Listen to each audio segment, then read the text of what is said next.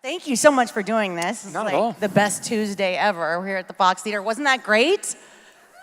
Thank you very much. Thank you, guys. It's good fun. So tell me about how Nina Cried Power came to be. Yeah, totally. So I probably wrote it sometime last year, early last year, kind of coming off the road. I probably had the idea of a few lyrics rattling around in my head, and I just wanted to write something that came from a non-cynical place, that came from kind of a, I don't know, just that kind of drew from the spirit of work from artists of the 20th century that we sometimes hail as heroes, and who kind of just wrote about stuff that they felt was important to write about, and wrote about stuff that, and sang about stuff that was honest, came from a place of honesty, and oftentimes from a place of solidarity also, and addressed issues that they thought was important to address. So like people like Bob Dylan and Woody Guthrie, and obviously Nina Simone, and Billie Holiday as well too, and it kind of was, it just wanted to be like a thank you note to that, if that makes any sense. No, it totally does. That's beautiful. I get that when I'm listening to the song. It's kind of like, when you say Nina Cried Power and Billy Cried Power, and you're thinking of all those people and like Strange Fruit and the really political songs that they had. Totally, yeah. And very, very difficult songs, I think, at the time. We kind of look at them as and go, it's a given that those are accepted now as kind of anthems for human progress, and anthems that like spoke honestly about very, very difficult subjects. But the cost of singing those as well at the time, say Billie Holiday, she was banned from so many theaters for singing that song at the time. So many, yeah. So it's it's just there was a kind of a bravery to that you know what I mean. It's just trying to write a thank you note to that, I suppose. Yeah. And and then the fact that she died penniless, and pretty much. Well, that was because of her addiction and things like that. But life, yeah. She did she really put herself out there on the front lines. I think it's a great tribute to them. I love it. Oh no, cool, thank you. No, it's nice. I think it was important getting Mavis involved, because obviously she's one of those artists, one of those very important artists, and she's amazing. She's incredible.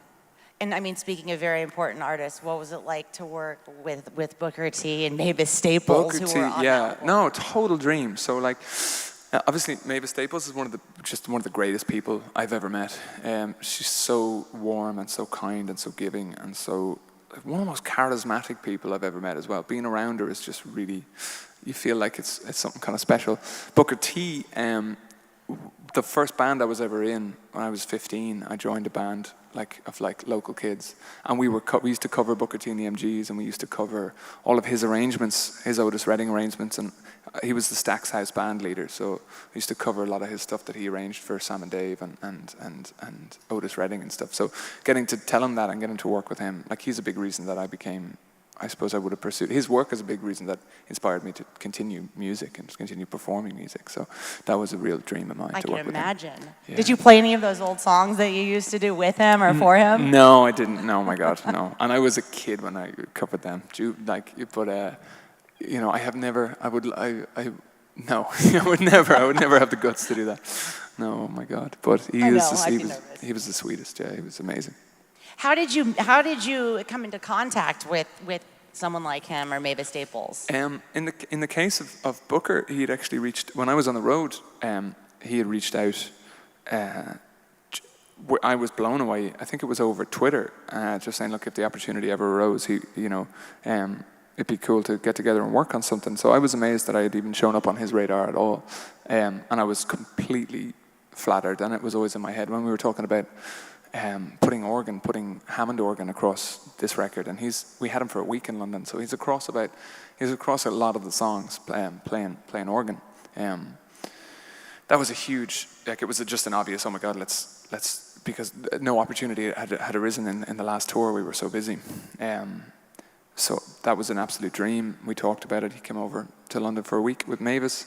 We had a few near misses, and I think we'd nearly tried to hook up in Byron Bay in Australia, and then at Newport Folk Festival in Rhode Island, which is this gorgeous festival that she was playing a couple of years ago.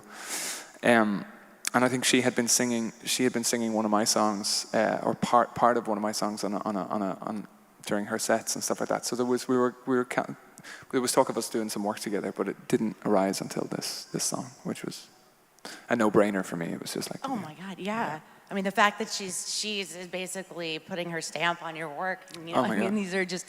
these are legendary people. That's so cool. Yeah, totally. Yeah. When does the album come out, the full-length album? Early next year.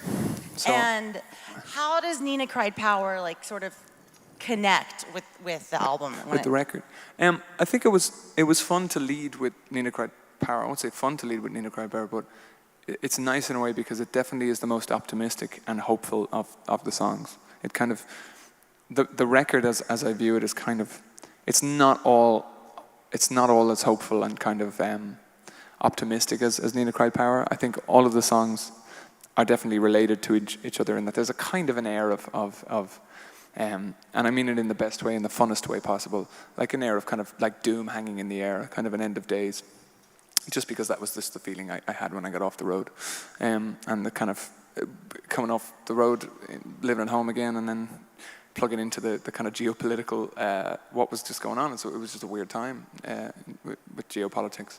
And yeah, so there's just that kind of vibe is hanging over the record. I think Nina looks at the same issue with a kind of a hopefulness and an optimism of like, people have overcome far worse stuff than this. Right, you know? we've seen this before. Like this isn't the first time it's happened. No, yeah. totally. And people have fought for far harder struggles. And there is a legacy and a precedent there to draw from.